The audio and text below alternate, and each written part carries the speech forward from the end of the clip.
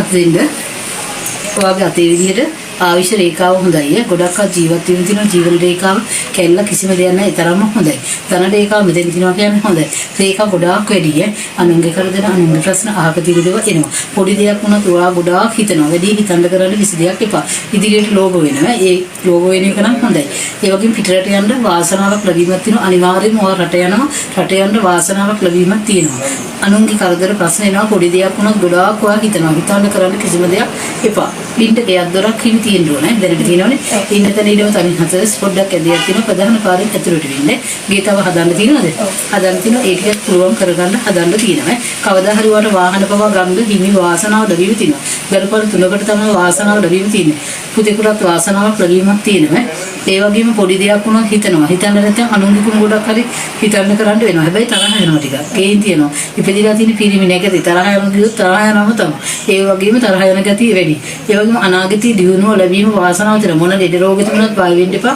ජීවන රේඛාව කැල්ල මොකුත් නැහැ. දැනට ඔයාට අනිවාර්යයෙන්ම සම්බන්ධයක් තියෙන්න ඕනේ. කෙනෙක් ඉන්න ඕනේ. එයාගේ ෆොටෝ එක පෙන්නන්න මම ගතිගුණ කියන්න.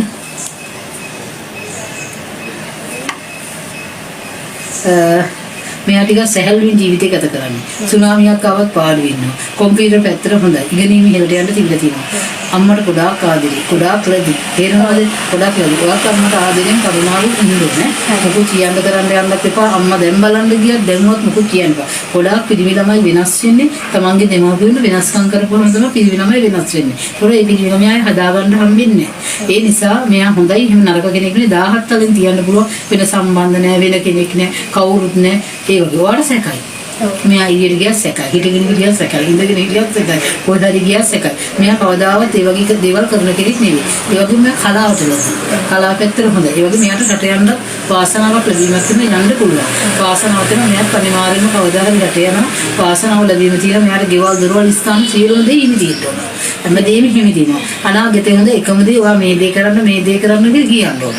කිව්වත් ඇහෙන්නේ නැහැ වගේ ඉන්නේ.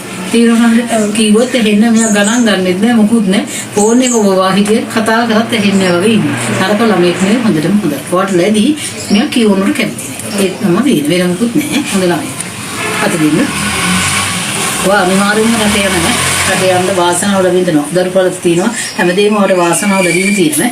අනාගතයේ දියුණුව ලැබීම සියලුම දේ අතේ විදිහට තියෙනවා. ඔයාටම ගෙවල් දොරවල් ස්ථාන හිමිදිනවා. මේ ගොඩාක් රේඛා වැඩි වැඩි නිසා කිසිම කෙනෙකු උපදෙසක් හොඳක් නරකක්වත් කියන්නේ නැහැ.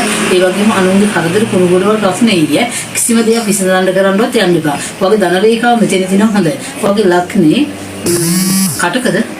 කටක තමයි ලක්නේ වෙන්නේ.